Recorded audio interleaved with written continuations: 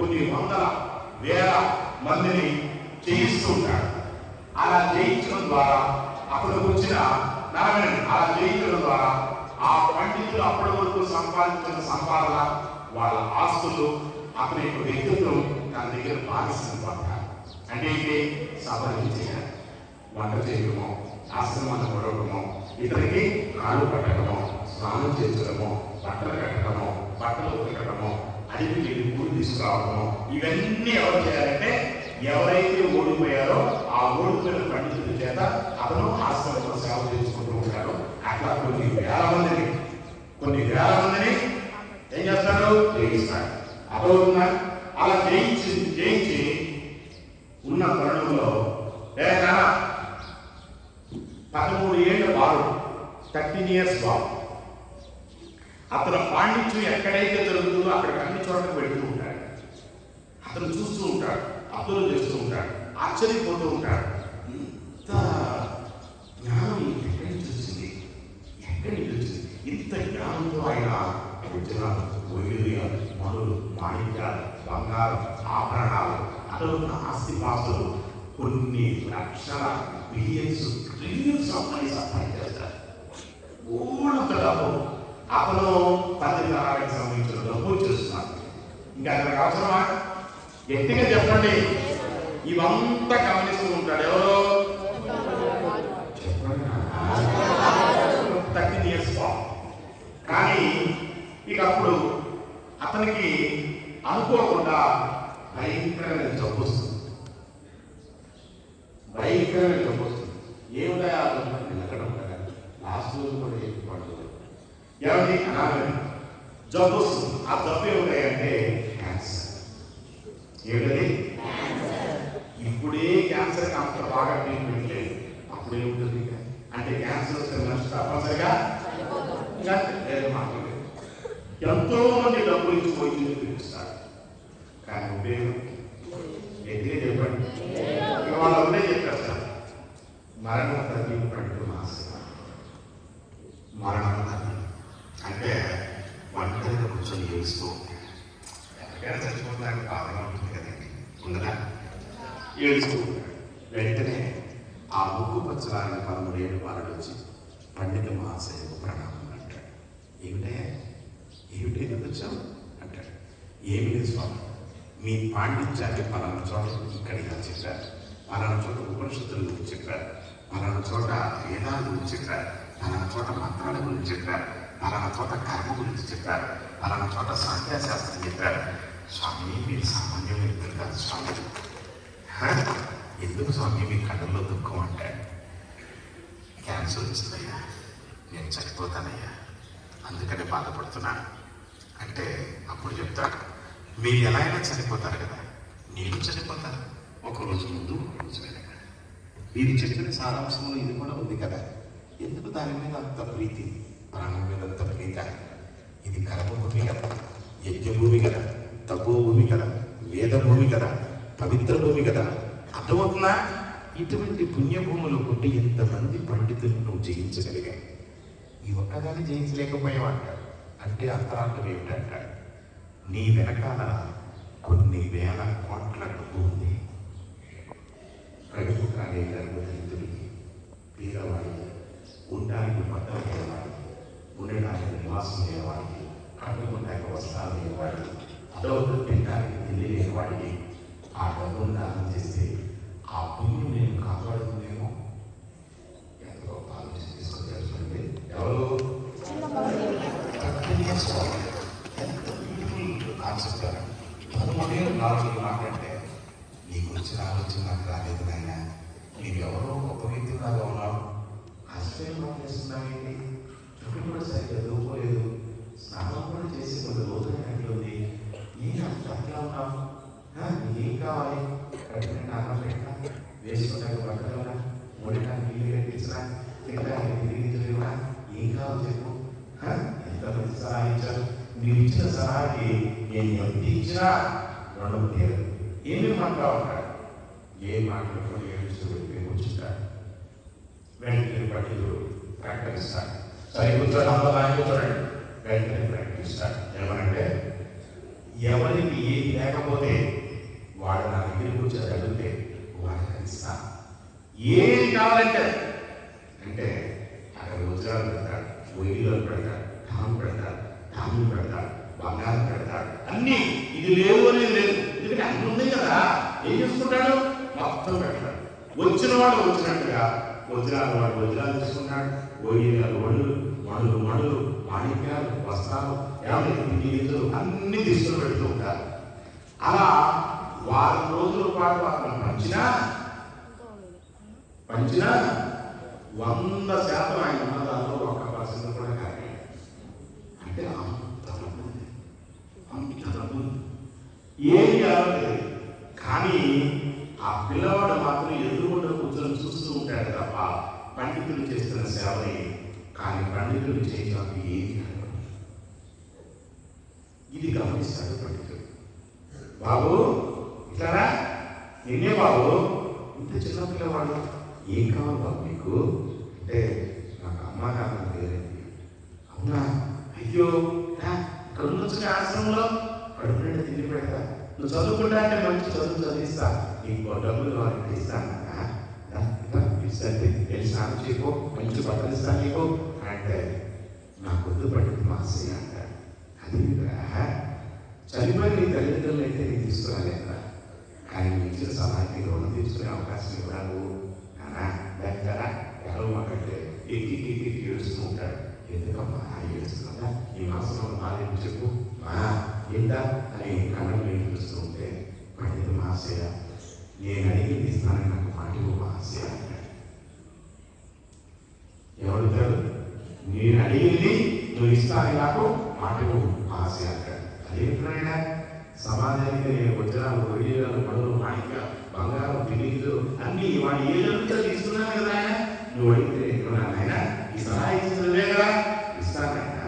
3 వజ్రాలు పెట్టడమైనా చైతన్యంతో ఉండవలసిన వాడు, మంచిగా చదువుతూ ఉండవలసిన వాడు, ఆనందంగా జీవించే అవకాశం ఉంది నీకు. చెప్పినాయన ఏం కావాలి దాంటే, పండిత మహాశయ మాటలు మహాశయ అంటాడు.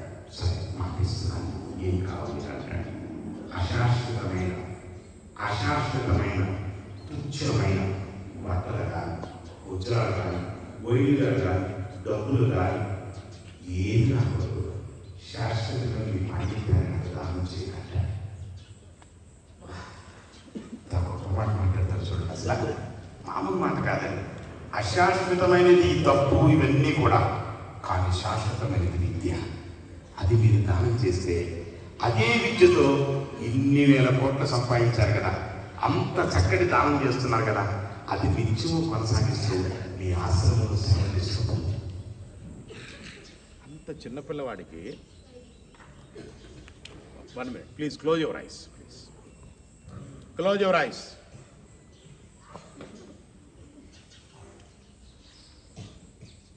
ఒక్కసారి నేను చెప్పిన దాన్ని అన్ని మననం చేసుకోవాలి. చూడండి, ఇప్పుడు మంచి మాట చెప్తాను. మీలో వచ్చిన మార్పు ఇదే. ప్రత్యేకించి మార్పు గురించి చెప్పగలరు. కరెంట్ పోయినప్పుడు అందరూ కళ్ళు మూసుకోవాలి, కానీ వెంటనే కళ్ళు మూసుకున్నారు. ఒకసారి మననం చేసుకోవడం. అట్లా 13 ఏళ్ళు బాలుడు అశాశ్వతమైన, తుచ్చమైన, నీచమైన, అట్లా నువ్వు చెప్పిన మాట, ఆ డబ్బు నాకు వద్దు. విద్య అనేది శాశ్వతమైనది. శాశ్వతమైనది విద్య. నువ్వు బతుకున్నంత కాలం విద్య ఉన్న వాడికి ఎప్పుడు కాపాడుతున్నాను.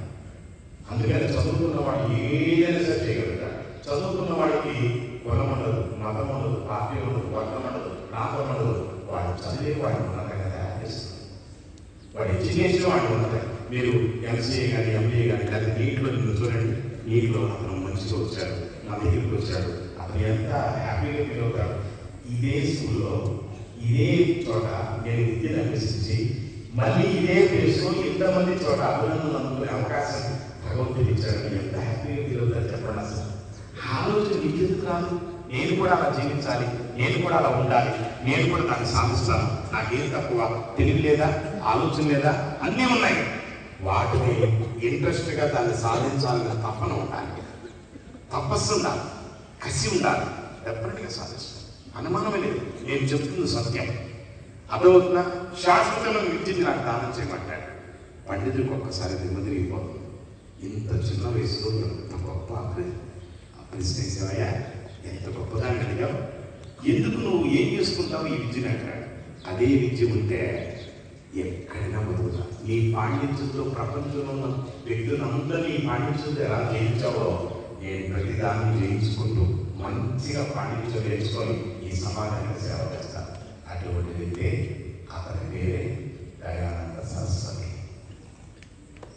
దయానంద సరస్వతి గుర్తుంచుకోండి. అందుకని ఇప్పటికీ ఉన్నాయి దయానంద సరస్వతి ఆశ్రమాలు అడవుతున్నా. అందుకని మీకు నేను చెప్తున్నాను, మహానుభావుడు ఆ విద్య మొత్తం పండితులు ఇచ్చేస్తాడు. ధారపోసి అక్కడ కూర్చోబెట్టి గంట మీద పెట్టి అన్నీ నేర్పిస్తాడు. అది రాగంలో ఉన్న వాడికి అన్నం రుచి తెలియకుండా ఎక్కడెక్కడ ఎలా తింటాడో చెప్పినట్టు మైండ్లో రాష్ట్రం చేసుకునేవాడు. ఈరోజు మనకు పుస్తకాలు ఎక్కడేంటి ఉన్నాయండి, mind to mind, voice to voice. అంత మేధాశక్తి ఉంటాడు. దృష్టి నా మీద పెట్టండి, అది అంత మేధాశక్తి ఉంటుంది. ఆ విధంగా సతీ సాగమ గురుమాతృదేవ దాన్ని సరస్వతి రాజారామ టైంలో అవునా కాదా చెప్పమాట ఎట్లా తీసుకెళ్ళి చేస్తుంటే ఆశ్రమం నుంచి వచ్చి కాపాడండి కాపాడండి అరుస్తూ ఉంటుంది ఆమె. ఏమిటో మూర్ఖులాగా ఉంటారు, వీడేమిటి ఈ పని చేస్తున్నారు, బతుకున్న వ్యక్తిని చంపేస్తా, మనుషులా లేకపోతే మీద శుభ్రంగా పెడతాడు, ఆపేస్తాడు. గురువు గారు మనసులో తలుచుకుంటాడు, ఎన్ని కొట్టిన చిన్న దెబ్బలు పడగలరు, ఒక్కసారి గురువుని మనసులో తలుచుకొని అప్పుడు ఇది మాత్రం నేను చేయను, ఆ బిడ్డ కాపాడమని ఆవిడ తల్లితో సమానం, నేను ఆవిడ కాపాడుకుంటాను. మీరు ఎన్ని కొట్టండి, ఎన్ని చేయండి, కత్తులతో పడవండి, మీరేమన్నా చేయండి, ఆవిడ కాపాడకుండా అంతే ముందు ఆ విధంగా జీవితాన్ని కాపాడు. రాజరాజు వ్యక్తి సతీజగములు ఒక వ్యక్తి స్వామి దయానంద సరస్వతి. అట్లా ఎంతో మంది గొప్ప వ్యక్తులు ఉన్నారు. ఏమా ఏం బాగా తల్లి మారవాయిలో ఉన్నారా, లాస్ట్ రోజుకి వచ్చిన అట్లా ఒకళ్ళు ఇందాక నేను క్లాసులో మంచిగా పైన చెప్పాను చిక్కుపడుతున్నాం మరి ఏమి నేను క్లాసులో ఏం చెప్పాను నేను చెప్తున్నాం అంటాం. కాబట్టి దయచేసి వ్యక్తిత్వాన్ని మార్చుకోండి, జీవనశైలి మార్చుకోండి. చదువు తప్ప ప్రపంచంలో ఒక్క సంవత్సరం కష్టపడి ఒక 60 years అయితే అయిపోతుంది. ఒక 60 years అయితే ఏంటంటే బేస్ అనేది నువ్వు ఎక్కడికి వెళ్ళినా, ఏ పాస్పోర్ట్ అడిగినా, ఏ జాబ్ అడిగినా కష్టం మాట్లాడేటండి. అంటే ఆ టైంలో కనుక నీ కనుక మంచిగా ఉంటే ఆటోమేటిక్గా నీ లైఫ్ సూపర్గా ఉంటుంది, అనుమానం కాదు. కాబట్టి 1 year ప్రపంచాన్ని చేసి ప్లీజ్ పుస్తకం ఒక ప్రపంచం ఉండకూడదు. అదొక నీ తల్లిదండ్రులు వచ్చారు, ప్రేమగా మాట్లాడచ్చు, వాళ్ళ దగ్గర బ్లెస్సింగ్స్ తీసుకో. ఎందుకంటే ఒక తల్లికి కొడుకు తండ్రి మంచి కూర్చోడు, ప్రతిరోజు పెద్ద కొడుకు తల్లిదండ్రులు మాట్లాడాలని నమస్కారం చేస్తూ ఉంటాడు. ఏమంటే వెంటనే చిన్నవాడు ఏం చేస్తారంటే ఏనాడు తల్లిదండ్రులు నమస్కారం చేసి కొంచెం మీలాగా పొగలేకు అనుకోండి, ఏం చేస్తాం అనుకుంటారు. వాడు మాట్లాడితే నాన్నగారు నమస్కారం చేయి అని అమ్మంటే ఏం కాదు బాయ్ డాడ్ అనుకుంటాడు, మాట్లాడతాడు. అన్ని ఈ టైప్ అనమాట. పక్కన ఒక పక్కన చూస్తున్నాడు, వాళ్ళు కూడా అదే పెంచలే. అది కథవుతున్నా హాయ్ డాడ్ బాయ్ డాడ్ చూడగలుగుతాను డాడ్, నా కాదు తెలిసిస్తున్నావు డాడ్, నేను పోతాను డాడ్ అన్నట్టు మాట్లాడుతూ ఉంటాడు. ఎంతసేపు ఇదే మాట అంతే తప్ప ఏనాడు బాలబ్రహ్మానికి నేను చెప్పింది సత్యం, బాబాగా చెప్పిన స్టోరీనే అంత తప్ప నా సొంతం కాదు. అటువంటి జరిగింది. ఇక ఇద్దరు కలిసి మంచిగా చదువుకుంటారు. ఏనాడు స్కూల్కి వెళ్ళేటప్పుడు బాలబ్రహ్మానికి నమస్కారం చేయకుండా ఏనాడు కూడా ఉంటాడు. వచ్చిన తర్వాత కూడా అమ్మకి సేవ చేస్తాడు, అమ్మకి నమస్కారం చేస్తాడు. అలా జీవితం గడుస్తుంది. అయిన తర్వాత ఇద్దరు ఎగ్జామ్స్ రాస్తారు, కాంపిటీషన్ ఎగ్జామ్స్. అయితే అన్నయ్యకి కోర్టులో జడ్జి జాబ్ వస్తుంది. అన్నయ్యకి ఏమొచ్చింది కోర్టులో? అదే కోర్టులో తమ్ముడికి ప్యూన్ జాబ్ వచ్చింది. ప్యూన్ జాబ్ అంటే అక్కడ కూర్చుంటారు కదా, రమేష్ పిలుస్తాడు, ఆ బతుకాడు దాన్ని పట్టుకొని ట్యాప్ పెట్టుకొని ఉంటున్నాడు. ఎవరి దగ్గర ఉండాలి? జడ్జి గారి దగ్గర ఉండాలి. అర్థమైందా? ఇద్దరు జడ్జి గారు వస్తున్నారనేసరికి కొత్తగా ఢిల్లీగా వస్తున్నారు, మమ్మీ ఆయన పోస్టింగ్ ఎక్కడ ఇచ్చారంటే అందరూ పూలదాన్ని తీసుకొని, బట్టలు తీసుకొని, పళ్ళు తీసుకొని, ఆయన పుష్పగుచ్చం తీసుకొని అందరూ వచ్చి ఎదురు చూస్తూ ఉంటారు. ఎవరి కోసం? అందరూ ఎదురు చూస్తూ పూలదాన్ని వేస్తూ ఉంటారు. వచ్చేసి ఆయన తమ్ముడు కూడా పుష్పగుచ్చం తీసుకొస్తాడు. ఆయన చూసి దగ్గర తీసుకుని ఏడుస్తాడు. కానయ్య ఊరుకనయ్యా, ఎందుకనయ్యా అంటే ఏం లేదా బయట అని జడ్జిగా అయిన తర్వాత దయచేసి ఒక పక్కన నాకు ఆనందంగా ఉంది, ఒక పక్కన నా తమ్ముడు నన్ను చూస్తే నాకు బాగా ఉంది. ఎందుకంటే నేను 26 ఏళ్ళు నా తల్లిదండ్రుల పాదపద్మాలకు నమస్కారం చేయడం ద్వారా ఎంతమంది చేత నమస్కరించే స్థితికి ఎదిగాను. ఏనాడు మా తల్లిదండ్రుల పాదపద్మాలకు మా తమ్ముడు నమస్కారం చేయాలి. ఉన్న జీవితం మొత్తం అందరికీ నమస్కారం చేసే పోస్ట్ నా తల్లి నా కాళ్ళు గురించారు. ఎవరైతే ఈ భూమి మీద తల్లిదండ్రులను గౌరవించమని ఉంటాడో వారికి తప్పనిసరిగా ఏదో రూపంలో పంచిపెట్టి వస్తుంది. అనమాట వీడు 24 ఏళ్ళే చేశారు, కానీ 60 ఏళ్ళు నమస్కారం పెట్టేసి చేశారు. వీడు 24 ఏళ్ళు చేయాలి, జీవితాంతగా అందరికి సార్ నమస్కారం చేస్తారు. రేపొద్దున నీవైనా అంతే, నీ జన్మనిచ్చిన తల్లిదండ్రులకి నమస్కరించండి, ప్రపంచం చేత నమస్కరిస్తారు.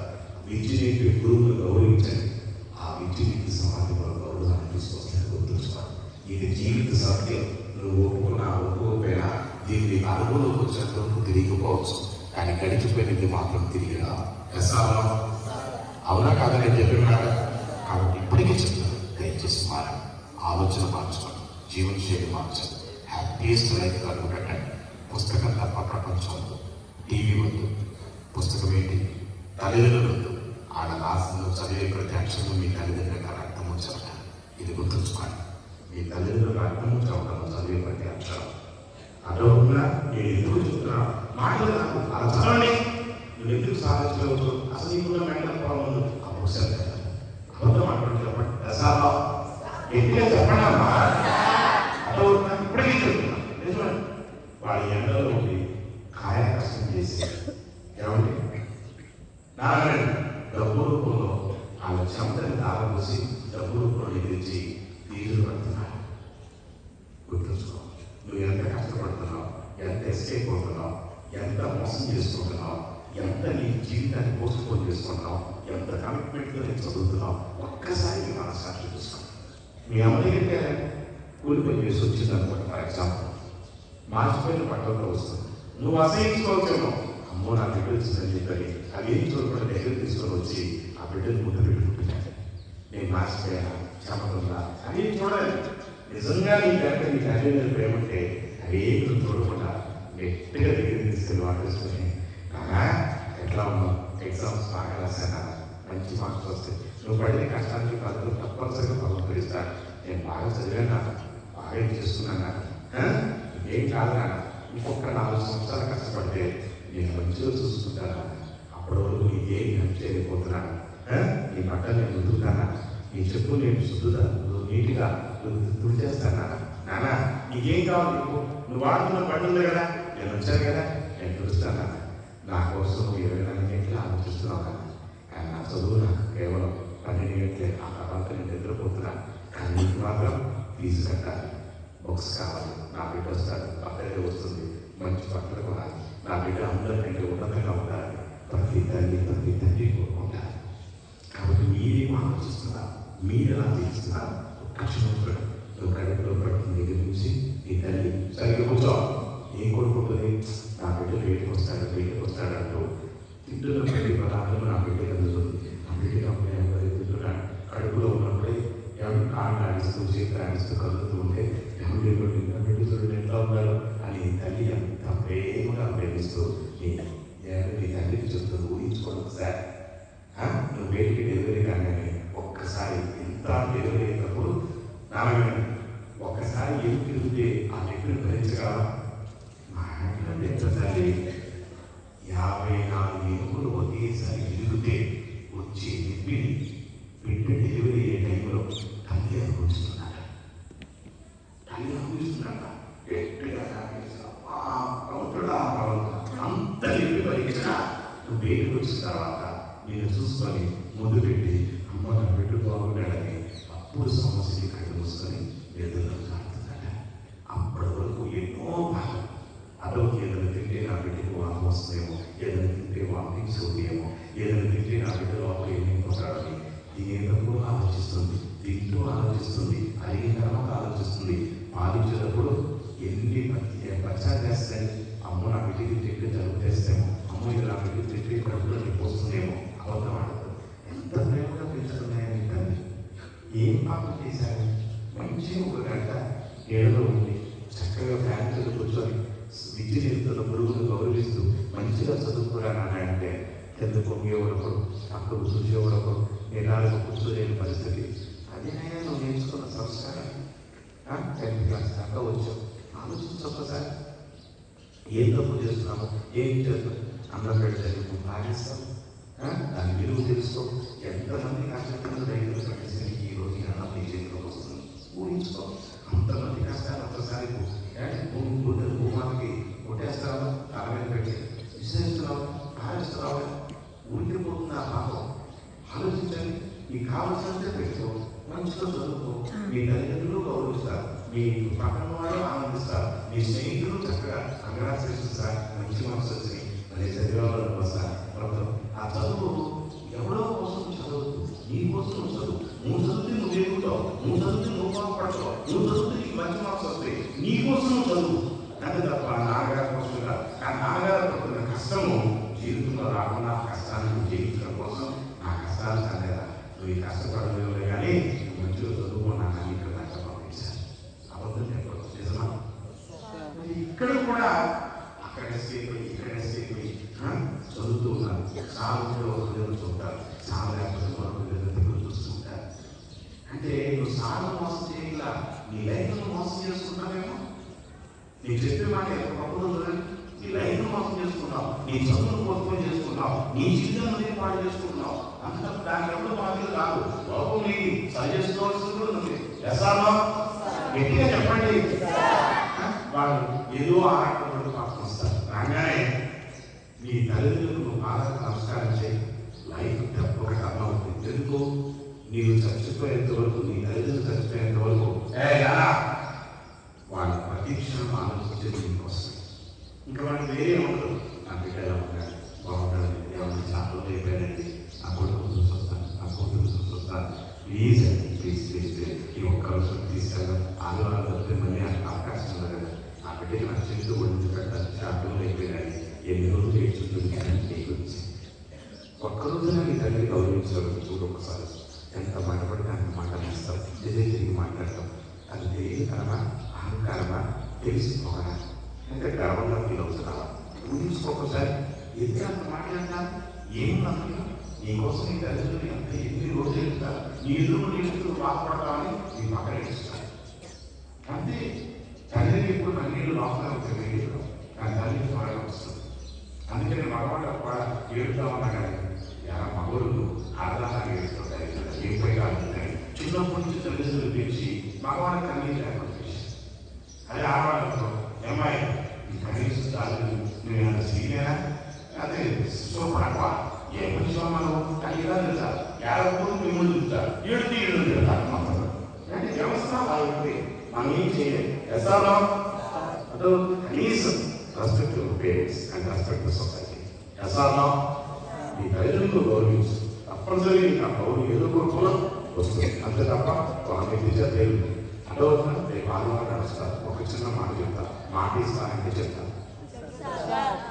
సత్యవంతంగా సత్యవంతంగా సత్యవంతంగా సత్యవంతంగా సత్యవంతంగా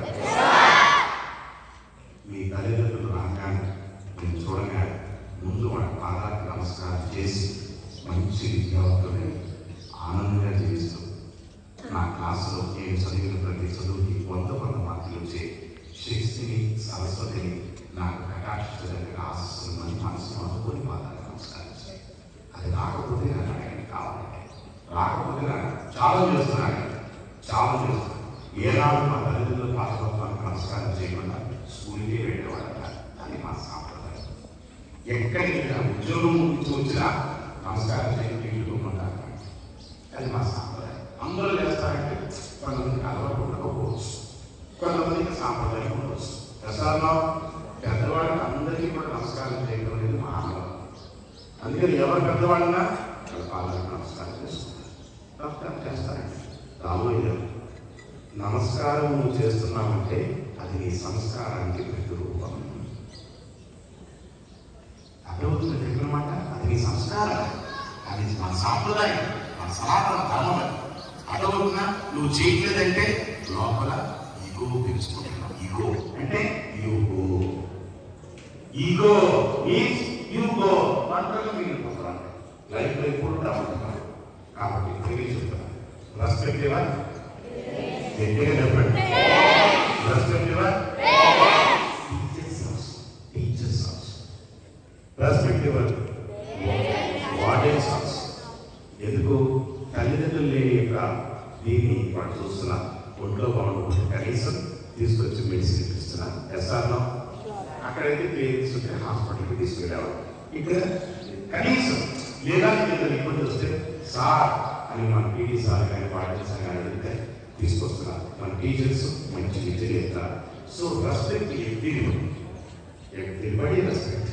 ప్రతి ఒక్కరిని గౌరవించండి, ప్రతి ఒక్కరిని ప్రేమగా మాట్లాడాలి. అదొక దీనికి నేను ఒకటే చెప్తాను. చెప్పనా ఉన్నా? మాటిస్తున్నారు కదా, మాటిస్తున్నారు కదా. రేపు మీ పేరెంట్స్ వచ్చినప్పుడు, రేపు కాకుండా ఎల్లుండి అయితే 9th అంటే చూస్తే 9th నుంచి పెద్దవాడికి పిల్లల్ని ఎలా తెచ్చుకోవాలి, పిల్లల మనస్తత్వం ఎలా ఉంటుంది, దాన్ని అర్థం చేసుకునే వ్యక్తిత్వం పేరెంట్స్కి ఎలా వస్తుంది, ఏ విధమైన మనస్తత్వం ఉన్న పిల్లలు ఉంటారు, మీ ఆలోచన విధానం మార్చుకుంటే మీ పిల్లల యొక్క ఉద్యోగ భవిష్యత్తు ఎంత బాగుంటుందనే దాని మీద అద్భుతమైన కాన్సెప్ట్తో మీ పేరెంట్స్కి నేను క్లాస్ ఇస్తున్నాను. అటువంటి మీ పేరెంట్స్కి నేను క్లాస్ ఇస్తున్నాను. ఓకేనా? సో మీ పేరెంట్స్ అందరికీ కూడా అది పంపించారు, పోస్ట్ సార్ పంపించారు, అందరికీ పంపించారు. అలాగే మనం చేస్తున్న క్లాసెస్కి సంబంధించిన వీడియోస్ కూడా పంపించారు. ఓకేనా? పంపించారు, అందరూ చూస్తున్నారు. సో రఘుగురి దగ్గర క్లాస్ జాయిన్ అవ్వమని చెప్పని ఖచ్చితంగా చేయండి. మీ భవిష్యత్తుకి నేను పురాణి లేకపోతే చూడండి. మీ భవిష్యత్తుకి నేను పురాణి, ఎందుకంటే తల్లిదండ్రుల సపోర్ట్ లేకుండా ఏమిటో అసలు ఎలా సపోర్ట్ ఇవ్వాలని తెలుసుకుంటే అది ఎంతో కొంత ఉపయోగపడుతుంది తప్ప నష్టం మాత్రం గట్టిగా చెప్పండి.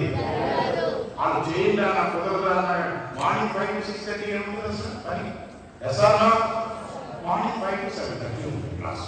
మీ పేరెంట్స్కి చెప్పి అదొక ఖచ్చితంగా దాంట్లో జాయిన్ చేయండి. జూమ్ క్లాస్ ఆ జూమ్ యాప్ ఆడుతుంటే చాలా లింక్ పంపిస్తాను, దాన్ని వచ్చేస్తే ఆటోమేటిక్గా ఓపెన్ అయిపోతుంది. ఓకేనా? ఓకేనా? ఎంతమంది నాకు మాటిస్తున్నారు సత్యవంతంగా? అంటే మీ భవిష్యత్తుకే, నా కోసం కాదు. మీరు బాగుండాలంటే ముందు నువ్వేంటంటే వాడికి తెలవాలి కదా. తెలవాలంటే చెప్పలేరా? ఏంటి చేయట్లా నువ్వేరా? ఈ దుప్పటి వీళ్ళంతా పగనామాలు పెట్టే బ్యాచ్ అనుకుంటే మొత్తం నువ్వు బాగుపడాలనే నాకు. ఇప్పుడు నేను మిమ్మల్ని బాగు చేయడానికి క్లాస్ ఎక్కడ చెప్తున్నాను, అలాగే వాళ్ళకి కూడా క్లాస్ చెప్తే మీకు అది సపోర్ట్ అవుతుంది. అది ఒక విషయం గురించి కంపల్సరీ మీ పేరెంట్స్ వచ్చినప్పుడు మీ పేరెంట్స్కి చెప్పి బలవంతానో పదిమనాడో ముద్దాడో మరుగుతాం. ఆ తర్వాత మీ యొక్క ఆలోచన ఏ విధంగా మారుతుంది, మీకు వాళ్ళు ఎలా సపోర్ట్ అవుతారో మీకు తెలుసుకోవచ్చు. అది నేను చెప్పను, సంస్థ తరపు నుంచి నేను పంపించాను. అదొక మీ తరపు నుంచి వాళ్ళని ఈ జ్ఞానం తీసుకురండి. వస్తే ఎంతో మంది వాళ్ళకి మేలైతే జరుగుతున్న నష్టమైతే ఎక్స్పెషల్లీ 4 వ్యక్తులు మాత్రం ఖచ్చితంగా తయారు చేయండి. ఒకరు వ్యసనం పని, ఏదో ఒక దానికి ఎడిట్ అయ్యిందా, డ్రింకింగ్, స్మోకింగ్, సంథింగ్, ఇవన్నీ